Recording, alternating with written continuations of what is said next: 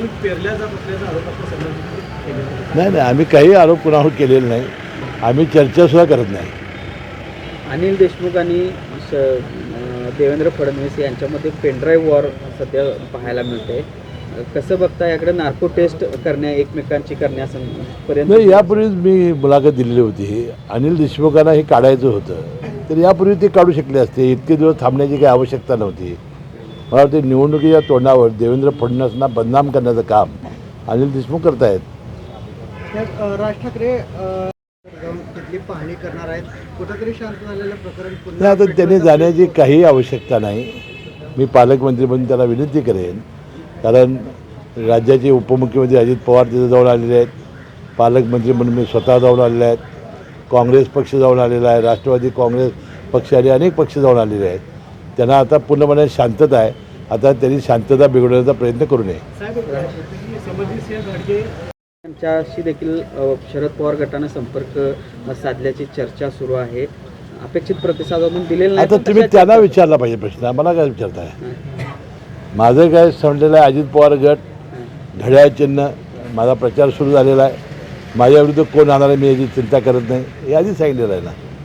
हसन मुश्रीफ हे नेहमी कागल विधानसभा मतदारसंघामध्ये तिरंगी लढत लावतात. त्यासाठी संजय बाबांना मदत करतात असं एक चर्चा गेल्या निवडणुकीपासून आहे. सहा निवडणुकीमध्ये फक्त तिरंगी 2 वेळा झालेली आहे.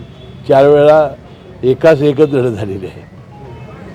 आता संजय बाबा यांनी माघार घेतल्यानंतर पुन्हा एकदा एकाच एक निवडणूक होईल असं वाटतं का नाही, हो, एकाच एक होऊ दे, तिरंगी होऊ दे, चौरंगी होऊ दे, मी आमदार होणार आणि राज्यात मंत्रिमंडळामध्ये आहे. आणि फडणवीसांवर आरोप करायला सुरू केल्यानंतर आता भाजपच्या नेत्यांकडून जरांगे यांची खरडपट्टी काढली जाते. अनिल बोंडेंनी तर त्यांना कुत्र्याची उपमा दिलेली आहे आज. आणि नितेश राणेने देखील त्यांची जीभ जाग्यावर ठेवायची की नाही ते आम्ही बघू असं म्हटलेलं आहे. एकूणच आता भाजप जरांगे पाटलांवर तुटून पडल्याचं पाहायला मिळते देवेंद्र फडणवीसांच्या आरोपानंतर. नाही, आता ह्याच्यानंतर काय झालेलं आहे की निवडणुकीच्या तोंडावर वास्तविक अशी समाजामध्ये तेढ वाढवणं योग्य नाही. आणि प्रत्येकानं आपापल्या भाषेवर संयम ठेवला पाहिजे, मर्यादा ठेवली पाहिजे. ज्या पद्धतीने ही मंडळी बोलत आहेत ते खरोखर खेदजनक आहे. म्हणजे सगळ्यांनीच त्यांनी समाजामध्ये तेढ वाढवायची असेल तर संयम ठेवण्याची आवश्यकता आहे.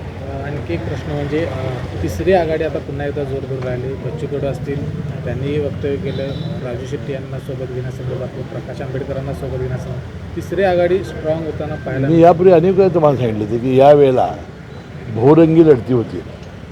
आता कोणी थांबायला तयार नाही. एकूण आता 8-10 पक्ष झालेले आहेत. तिसरी आघाडी होईल, चौथी आघाडी होईल. आता ह्या विधानसभेच्या निवडणुकीत उमेदवार उभे राहतील. पण ते महायुतीतले घटक पक्ष आहेत बच्चू. आता हे बघा, बच्चू कडूंचे 2 आमदार आहेत. एक ते स्वतः आहेत आणि दुसरे एक आहेत. त्यांनी काही दिवसापासून वेगळी भूमिका घेतलेली आहे आणि तिसरी आघाडी ते करू शकतात. खरं तर सत्तेमध्ये सहभागी होण्याच्या ज्यावेळी चर्चा सुरू होत्या त्यावेळी अजित पवार वेश बदलून दिल्लीला गेले अशा पद्धतीची टीका किंवा तशा पद्धतीचा दावा केला जातोय. मात्र अजितदादा या सगळ्या दाव्याचा आता इन्कार करतायत. काय नेमकं त्यावेळी घडलं होतं किंवा काय? ते अजितदादांनी परवा घेतलं किंवा मी संन्यास घेईन असे काही वेषांतर मी केले नाही असे त्यांनी परवाच त्यांनी आपल्या मुलाखतीमध्ये सांगितलेलं आहे. संजय बाबा गाडगेंनी आपल्याला एका कार्यक्रमात पाठिंबा दिलेला. मी त्यांचा मनपूर्वक आभारी आहे. ते शिवसेना गटाचे एक नेते आहेत आणि त्यांनी उघडपणानं पाठिंबा दाखवण्याचं धाडस दाखवावं. मला वाटतं यामुळंच माझ्या या विधानसभेच्या निवडणुकीत बळकटी प्राप्त होईल आणि मला हत्तीचं बळ मिळेल. कागलमधून आपणच आमदार होणार तर समजित म्हणतात मीच आमदार होणार, तर काय नाही, ते जनता ठरणार ना. भाजप 25 वर्षाच्या प्रत्येकाला पुढं उमेदवारीचा अर्ज भरण्याचा अधिकार आहे. पण जे बंडखोरी ज्यांनी केलेली आहे अशाच्या बाबतीत शरद पवार गट आक्रमक किंवा त्यासाठी प्रयत्न करताना